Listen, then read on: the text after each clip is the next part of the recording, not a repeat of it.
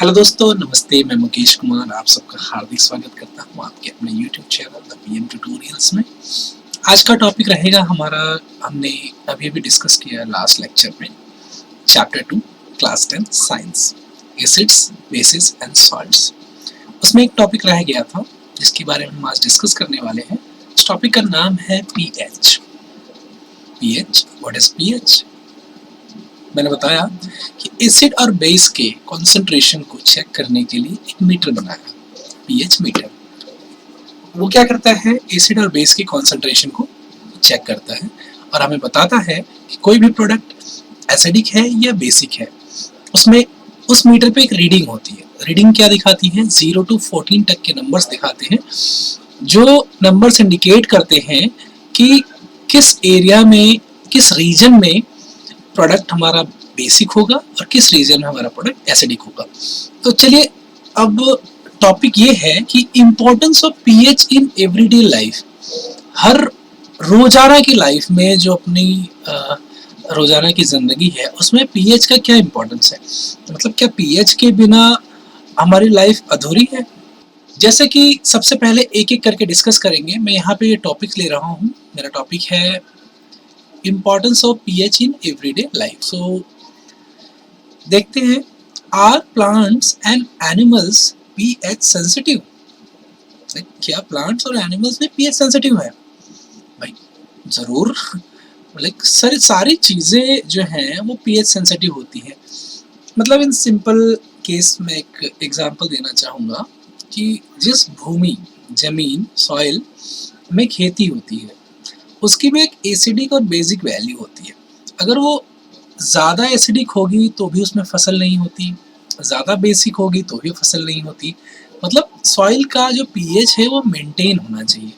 देखो, कभी कभी जब क्या होता है, एसिड रेन होती है। एसिड रेन होने पर क्या होती है, खड़ी फसल भी खराब हो जाती है। क्यों? क्योंकि उस सॉइल का पीएच वैल्यू डिस्टर्ब हो जाता है। जब उस सॉइल का पीएच वैल्यू डिस्टर्ब हो जाता है तो क्या हो जाता है, उस फसल को जो प्रॉपर न्यूट्रिएंट्स चाहिए होते हैं वो मिल नहीं पाते और उसकी वजह से क्या होता है, फसल खराब हो जाती है। मैं यहाँ पर एक एक चीज़ डिटेल में डिस्कस करूँगा, बिकॉज ये बोर्ड एग्जाम पर्सपेक्टिव बहुत ही इंपॉर्टेंट है। एग्जाम में पूछा भी जाता है। And very important thing I want to discuss here कि I am really thankful for ncert.nic.in, क्योंकि मैं उन्हीं की वेबसाइट से ये पीडीएफ ले रहा हूँ और मैं इसे डिस्कस कर रहा हूँ आप लोगों के साथ। अगर आप लोगों को भी इसकी ज़रूरत हो तो आप वहाँ से डाउनलोड कर सकते हो। अदरवाइज मैं इसके लिंक आपको डिस्क्रिप्शन बॉक्स में प्रोवाइड कर दूंगा। देखिए, our body works within the pH range of 7 to 7.8। हमारी जो बॉडी होती है वो एक पीएच रेंज पर वर्क करती है। वो पीएच रेंज क्या है? 7 to 7.8। Means living organisms can survive only in a narrow range of the pH change. मतलब अगर हमारी जो आसपास की लाइफ है वो बहुत ही स्मॉल पीएच रेंज पर सर्वाइव कर सकती है, तो वो, जबकि हम जैसे human beings, as a human being discuss करते हैं, तो हमारा पीएच रेंज क्या है? 7 to 7.8। When pH of the rain water is less than 5.6 it is called what? Acid rain. मैंने अभी बताया एसिड रेन, जब एसिड रेन का पीएच क्या है? 5.6 है। ठीक है। When acid rain flows into the reverse it becomes lower the pH of the river water. अब इससे एक बहुत बड़ा नुकसान ये भी होता है कि वो एसिड रेन कलेक्ट होता है, वो एसिड रेन कलेक्ट होके रिवर्स में जाता है। रिवर में जब जाएगा तो वहाँ का भी पीएच वैल्यू कम करेगा। तो जब पीएच वैल्यू वहाँ का भी कम हो जाएगा तो जो एक्वाटिक एनिमल्स होते हैं, पानी में रहने वाले जीव जंतु होते हैं, उनका सर्वाइवल जो होता है वो बहुत ही डिफिकल्ट हो जाता है। आप यहाँ पर देख सकोगे, यहाँ पर लिखा हुआ। ठीक है। अब आगे जाते हैं। मतलब इस हिसाब से पीएच जो है वो प्लांट्स और एनिमल्स के लिए भी सेंसिटिव होता है। What is the pH of the soil in your backyard? हमारे घर में तो नहीं, मतलब हमारे खेतों में, या फिर आपका छोटा मोटा गार्डन होगा, आपके गार्डन में जो सॉइल होती है जिसमें आप पौधे लगाते हो, छोटे छोटे पौधे लगाते हो, उसका पीएच क्या होगा? तो आप सिंपली मैं बताता हूँ। अगर आपको ये जानना है, आपके पास कोई मीटर नहीं है, तो आप इसको कैसे जान सकते हो? अगर आपके गार्डन में जो भी पौधे हैं बहुत ही लाइक हैप्पी, हैप्पी मतलब उनके चेहरे पे स्माइल तो नहीं होगी, but like they growing in their proper range, वो अपने हिसाब से सही ग्रो कर रहे हैं, उनकी पत्तियां प्रॉपर हरी हैं, ठीक है, उनकी ग्रोथ अच्छी है। तो आप समझ लो कि आपका जो वो सॉइल है वो क्या है, उसका पीएच रेंज क्या है, बहुत ही अच्छा है, मेंटेन है, ठीक है। अगर वो ग्रो नहीं कर रहे हैं, सूख जाते हैं, येलो पड़ जाते हैं, तो समझ लो उसका पीएच डिस्टर्ब्ड है, ठीक है। पीएच की चेक करवा सकते हो आप, अगर आपको पीएच चेक करवाना हो तो दुनिया भर के लैबोरेटरीज हैं, वो क्या करती हैं, पीएच चेक करके देती हैं। PH in our digestive system, आप सबको पता है कि आपके डाइजेस्टिव सिस्टम में कॉन्सेंट्रेटेड हाइड्रोक्लोरिक एसिड होता है। कभी कभी क्या होता है, जब आपका पीएच डिस्टर्ब हो जाता है तो वो एसिड के परसेंटेज बढ़ जाते हैं डाइजेशन के टाइम पे, मतलब आपके लीवर में। तो क्या होता है, तो आपको एसिडिटी होती है, तो आप कहते हो कि ओ एसिडिटी होगी। एसिडिटी किस वजह से होती है, एसिडिटी आपका पीएच डिस्टर्ब होने की वजह से होती है। यहाँ पर कुछ और रीजंस दिए गए हैं, like it is very interesting to note that our stomach produces hydrochloric acid. It helps in the digestion without harming the stomach. During indigestion the stomach produces too much acid. जब indigestion होता है तो stomach क्या produce करता है, बहुत ज़्यादा acid produce करता है. This can cause pain and irritation. Okay, to get rid of this pain people use what, bases called what, antacids. People use, देखो लोग एंटासिड यूज करते हैं। आप जब डॉक्टर के पास जाओगे ना, आपको क्या दे देते हैं, आपको दे देते हैं, कौन सी दवा आती है, पिंक कलर की होती है, डाइजीन। डाइजीन क्या होती है, एंटासिड्स होती है। वो क्या, एंटी एसिड्स जो होते हैं ना, उनको एंटासिड्स बोलते हैं। एंटासिड्स में एक और लाइक मैंने कहा ना, ये बेस होते हैं, तो बेस कौन से हो सकते हैं, सोडियम हाइड्रोक्साइड, मैग्नीशियम हाइड्रोक्साइड। तो ये मैग्नीशियम हाइड्रोक्साइड होता है, इसे आप मिल्क ऑफ मैग्नीशिया या माइल्ड बेस भी कहते हैं, ठीक है। ये किस काम में आता है, ये आपकी एसिडिटी को कम करने का काम आता है। PH change as the cause of the tooth decay. अगर आपके शरीर का, आपके माउथ का जो पीएच वैल्यू है चेंज होता है तो दांतों में सड़न भी पैदा हो सकती है। अब ये कैसे पता चलेगा, दांतों में सड़न पैदा हो रही है तो आप ये समझ जाओ कि अगर आपके दांतों में सड़न पैदा हो रही है तो आपके टूथ, आपका जो पीएच वैल्यू है माउथ का वो डिस्टर्ब है। तो सिंपल मैं एक रेंज बता देता हूँ जिस रेंज में आपका पीएच वैल्यू माउथ का होना चाहिए। Tooth decay starts when the pH of the mouth is lower than 5.5। Simple, अगर आप रात को सो रहे हो, आपने कुछ खाना खाया है, सबसे इम्पोर्टेंट बात, मीठा खाया है। मीठा क्या होता है, थोड़ी देर के बाद ऑटोमेटिकली ये एसिडिक कन्वर्ट हो जाता है, एसिडिक फॉर्म में कन्वर्जन हो जाता है इसका। तो क्या होता है, पीएच वैल्यू आपके माउथ का ऑटोमेटिकली डाउन हो जाता है, एसिडिक हो जाता है। तो सिंपल, तो जो टूथ की इनेमल लेयर होती है जो कि कैल्शियम हाइड्रोक्सीपेटाइट से बनी है, एक टाइप का एक स्टाइलिंग फॉर्म होता है कैल्शियम फॉस्फेट का, ये एक बहुत ही हार्डेस्ट सब्सटेंस होता है बॉडी का। It does not dissolve in water, आप समझिए ये वाटर में डिजॉल्व नहीं होता, बट जब आपके माउथ का पीएच वैल्यू 5.5 से लेस हो जाता है तभी क्या हो जाता है, इसमें कोरोजन होने लगता है, ये कोरोडेड हो जाता है। और जो इसके अंदर माउथ के अंदर आपके बैक्टीरिया होते हैं ना, दे produces acids by the degradation of the sugar and food particles, ठीक है। आपके माउथ में जो फूड पार्टिकल्स होते हैं और शुगर के पार्टिकल्स होते हैं, उनका डिग्रेडेशन करते हैं तो वो क्या प्रोड्यूस करते हैं, तो प्रोड्यूस करते हैं एसिड। एसिड की वजह से क्या हो जाता है, वो आपकी जो लेयर है, इनामल लेयर, वो क्या हो जाती है, कोरोजन होने लगता है, जिसकी वजह से क्या होता है, आपके टूथ का डीके होना स्टार्ट हो जाता है। ओके, तो इसका सबसे अच्छा तरीका क्या है आपके दांतों को बचाने का, आपके दांतों को बचाने का सबसे अच्छा तरीका है कि आप after taking your dinner, lunch, whatever, कुछ भी खाने के बाद अपने मुंह को बहुत ही अच्छी तरह से साफ करोगे, ठीक है। यूजिंग टूथपेस्ट, आप टूथपेस्ट यूज कर सकते हो जनरली क्लीनिंग पर्पस के लिए, ठीक है। और दूसरा एक लिक्विड आता है, ठीक है, वो भी आप यूज कर सकते हो। मोस्ट ऑफ लिक्विड यूज करते हैं लोग, आलसी लोग। Okay, self defense by animals and plants through chemical warfare. Okay, simple, देखो मैं बताता हूँ, इसमें ज़्यादा घुसने की ज़रूरत नहीं है, मैं बता देता हूँ, ठीक है।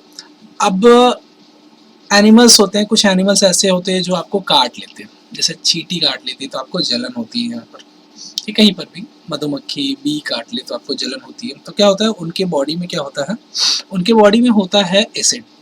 अब वो एसिड क्या करते हैं, जब आपको काटते हैं तो आपकी बॉडी में इंजेक्ट कर देते हैं। अब जब वो एसिड आपकी बॉडी में इंजेक्ट हो जाता है तो क्या होता है, आपके बॉडी के अंदर का बेस और वो एसिड दोनों एक दूसरे के साथ रिएक्ट करते हैं, और रिएक्ट करते हैं तो जब वो रिएक्शन होती है तब आपको बहुत ज़्यादा इरिटेशन और दर्द महसूस होता है। ठीक है, तो अब समझो जब तक वो नॉर्मल नहीं हो जाता तब तक क्या होता है, आपकी बॉडी में इरिटेशन होती रहेगी।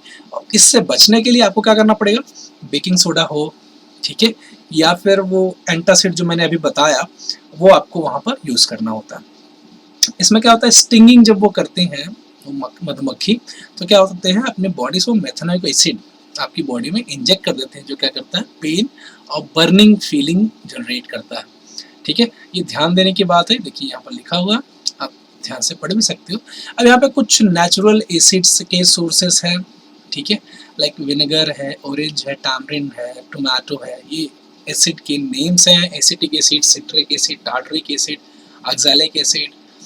नेचुरल सोर्स क्या है इसके, ये भी दिया गया है, ठीक है, और इनके अंदर प्रॉपर एसिड कौन सा पाया जाता है उसके IUPAC नेम भी दिए गए। अब सॉल्ट्स के बारे में थोड़ी चर्चा जरूर कर लेंगे, जब इतना सारा एसिड्स के बारे में पढ़ लिया है तो। इनके प्रिपरेशन कैसे होते हैं, pH क्या होता है, आप सबको बताया है मैंने। इनका pH वैल्यू होता है मोर देन 7, ठीक है, अगर 7 से लेस होगा तो वो एसिड है। 7 एग्जैक्ट न्यूट्रल पॉइंट होता है, 7 to 14 क्या है, मोर बेसिक। 14 के जितना पास जाएंगे उतना ज़्यादा बेसिक होता है। अब जो कॉमन सोल्ट होता है, कॉमन सोल्ट मतलब खाने वाला नमक, आप जानते हैं, वो क्या होता है NaCl होता है, सोडियम क्लोराइड। वो ज़्यादा से ज़्यादा किस में पाया जाता है, सी वाटर में पाया जाता है। आप सब देख सकते हो सी वाटर में। गांधी जी का कुछ यहाँ पर दांडी मार्च का स्लोगन दिया गया है, वो आप लोग देख लीजिए। So we are going to discuss about only common salt here. Raw material of for chemicals, ये बहुत ज़्यादा इंपॉर्टेंट है। ये बहुत सारे केमिकल्स बनाने के लिए रॉ मटेरियल के काम आता है, इसलिए कॉमन सॉल्ट बहुत ज़्यादा इंपॉर्टेंट होता है। किस किस चीज़ के रॉ मटेरियल में काम आता है, सोडियम हाइड्रोक्साइड हो गया, बेकिंग सोडा हो गया, वॉशिंग सोडा हो गया, ब्लीचिंग पाउडर हो गया, और बहुत सारे केमिकल ऐसे हैं जिनको बनाने के लिए सोडियम हाइड्रोक्साइड का सोडियम क्लोराइड का काम आता है। सो सोडियम हाइड्रोक्साइड क्या क्या है, एक बेस है। व्हेन अब इसको डायलाइसिस करेंगे, डायलाइसिस मतलब इलेक्ट्रिसिटी पास कराएंगे, ठीक है, इसके सोल्यूशन में से इलेक्ट्रिसिटी पास कराएंगे तो इसका जो एक्वस सोल्यूशन बनता है उसको हम क्या बोलते हैं, ब्राइन बोलते हैं। याद रखिएगा, आपको 11th-12th में जब आप साइंस लेंगे, स्टडी करेंगे तो आपको आएगा ब्राइन क्या होता है। Brine is the aqueous solution of the sodium chloride, it decomposes to form the sodium hydroxide. ठीक है, सोडियम हाइड्रोक्साइड इसकी वजह से बनता है क्योंकि इसमें इसका एक्वस सोल्यूशन वाटर मॉलिक्यूल्स होते हैं। वाटर मॉलिक्यूल्स में जब इलेक्ट्रिसिटी पास कराते हैं तो सोडियम हाइड्रोक्साइड बन जाता है और क्लोरीन गैस मिलती है। कि सोडियम हाइड्रोक्साइड कैसे बनाया जाता है, सोडियम हाइड्रोक्साइड बनाया जाता है with the help of sodium chloride and the aqueous solution of sodium chloride. Okay, हमें कौन सी गैस रिलीज होती है यहाँ पर, क्लोरीन गैस रिलीज होती है। ये इसका पूरा अरेंजमेंट है, आप देख सकते हो। ब्लीचिंग पाउडर क्या होता है, ब्लीचिंग पाउडर कैल्शियम हाइड्रोक्साइड में से जब हम क्लोरीन गैस को पास कराते हैं तो हमें मिलता है कैल्शियम ऑक्सीक्लोराइड। जो कैल्शियम ऑक्सीक्लोराइड होता है इसी को हम कहते हैं ब्लीचिंग पाउडर। ब्लीचिंग पाउडर कहाँ कहाँ यूज़ होता है, ब्लीचिंग पाउडर यूज़ होता है बहुत सारे, इसके यूजेस, मेडिकल यूजेस ज़्यादा है इसके, और लाइक वाटर को प्यूरिफाई करने के लिए भी यूज़ होता है। लाइक ब्लीचिंग पाउडर कहाँ यूज़ होता है, यहाँ पर लिखा गया है for bleaching cotton, linen and the textile industry. Textile industry में भी इसका यूज़ है, ठीक है। वुड एंड पल्प इंडस्ट्री में, पेपर फैक्ट्रीज में, ब्लीचिंग वॉश क्लोथ्स में, लॉन्ड्री में भी इसका यूज़ है। ऑक्सीडाइजिंग एजेंट होता है, केमिकल इंडस्ट्री में इसका यूज़ है to make drinking water free from germs, germs से फ्री करने के लिए इसका यूज़ है। बेकिंग सोडा आप सब जानते हो, बेकिंग सोडा मतलब खाने वाला सोडा। कैसे बनाया जाता है, सोडियम क्लोराइड की हेल्प से ही बनाया जाता है, ठीक है। एंड ये एक प्रोसेस है, अमोनिया गैस की प्रेजेंस में बनाते हैं। हमें अमोनियम क्लोराइड और सोडियम हाइड्रोजन कार्बोनेट मिलता है जो कि बेकिंग सोडा है। अब इसी सोडियम हाइड्रोजन कार्बोनेट को जब हम डिसइंटीग्रेट करते हैं हीट की हेल्प से, जब उसे हीट देते हैं तो क्या हो जाता है, वाटर मॉलिक्यूल और कार्बन डाइऑक्साइड गैस रिलीज हो जाते हैं और हमें मिल जाता है सोडियम कार्बोनेट, ठीक है। सोडियम कार्बोनेट, देखिए ये रिएक्शन है इसकी। सो इसके यूजेस कहाँ कहाँ हैं, baking powder like food items बनाने में, mild edible and When baking powder is heated and mixed with water, it generates like what, sodium salt of acid. Okay. Carbon dioxide produces during, इसका carbon dioxide का production भी होता है, production होता है, जो क्या करता है, कॉज ब्रेड और cake to rise making them soft and spongy. Cake और जो ब्रेड होते हैं वो सॉफ्ट और स्पंजी बनाता है ये। Sodium hydrogen carbonate is also an ingredient in antacids, antacids और में भी ये एक इंग्रेडिएंट होता है। It neutralizes the excess acid in stomach and provides relief. It is also use in soda acid fire extinguishers, fire extinguisher में इसका use होता है। वॉशिंग सोडा, वॉशिंग सोडा का केमिकल फॉर्मूला याद रखिए Na2CO3.10H2O, बोर्ड एग्जाम में पूछा जाता है, कई बार पूछा गया है। Na2CO3.10H2O, ठीक है, ये प्रॉपर वॉशिंग सोडा का केमिकल फॉर्मूला होता है। जब इसको हम थोड़ा सा हीट करते हैं तो इसमें से क्या होता है, वाटर ड्रॉपलेट्स निकल जाते हैं, वाटर मॉलिक्यूल्स निकल जाते हैं, उसे हम मोनोहाइड्रेट कहते हैं। Na2CO3.H2O मोनोहाइड्रेट होता है। Like 10 water particles, water molecules पाए जाते हैं, याद रखिएगा। Sodium carbonate and sodium hydrogen carbonates are useful for the chemical in the industrial process, ठीक है। Okay, uses of the washing soda, washing soda का यूज क्या होता है, सोडियम कार्बोनेट, ठीक है, glass, soap and paper industry में it is used in manufacturing sodium compounds of the borax, like यहाँ पर दिए गए हैं। Sodium carbonate can be used in cleaning agent of the domestic purpose. It is use for the removing permanent hardness of water, water की hardness निकालने के लिए भी काम आता है। नेक्स्ट टॉपिक है, are the crystals of salts really dry. Crystals, crystals की बात कर रहे हैं, like crystal of any sodium, any salt, any metal salt, it is called the crystals. Like copper sulphate, copper sulphate क्या है, एक crystal है। Copper sulphate metal salt, copper metal है, सल्फेट सॉल्ट है। Okay, so crystals which seems to be dry contain water of the crystallisation. मैं बता देता हूँ, हर एक क्रिस्टल में कुछ ना कुछ वाटर पार्टिकल होते हैं, तो ये एक, इसके बारे में आगे जानते हैं। If you moisture the crystals again with water, you will find the blue colour of the crystal reappears. मतलब अगर हम इसको गर्म करते हैं, इसको वाटर को डिसअपियर कर देते हैं और फिर से इस क्रिस्टल को पानी के साथ रखते हैं, तो क्या हो जाता है, इसका कलर चेंज हो जाता है और ये फिर से हाइड्रेट हो जाता है, मतलब वाटर के पार्टिकल्स को मर्ज कर लेता है। So here you can see like Na2CO3, sodium carbonate क्या है, मेटल कार्बोनेट, मेटल का सोडियम कार्बोनेट है, तो इसमें भी वाटर के पार्टिकल्स पाए ही जाते हैं। मतलब सिंपली क्रिस्टल्स जो होते हैं वो ड्राई नहीं होते, उसमें कुछ ना कुछ वाटर ड्रॉपलेट्स, वाटर पार्टिकल्स पाए ही जाते हैं, ठीक है। प्लास्टर ऑफ पेरिस एक बहुत ही इम्पॉर्टेंट टॉपिक है, जो कि हर बार एग्जाम में ज़रूर पूछा जाता है, 1 या 2 मार्क्स के लिए, तो आप ये ध्यान रखिएगा, बहुत ही इम्पॉर्टेंट टॉपिक है ये। अब जैसे जिप्सम है, जिप्सम होता है CaSO4.2H2। यहाँ पर केमिकल उसका फॉर्मूला नहीं दिया है, बट मैं बताता हूँ।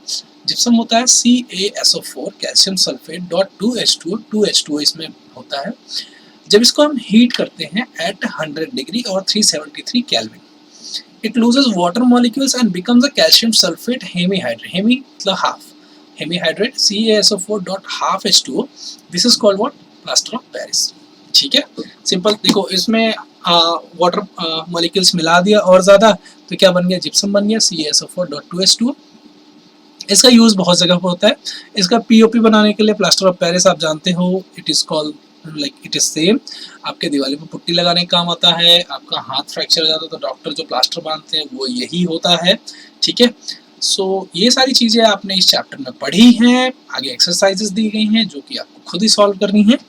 तो ये सारी चीज़ें जो थी कि बहुत ही इंपॉर्टेंट चीज़ें रह रही थी उस लेक्चर से, सो हमने इसके लिए एक अलग सा ही वीडियो बना दिया है और आई होप सो ये वीडियो आप सबको पसंद आया होगा। अगर पसंद आया तो इसे लाइक करें, शेयर करें, सब्सक्राइब करें नेक्स्ट चैप्टर के साथ, आपके साइंस बुक के नेक्स्ट चैप्टर के साथ।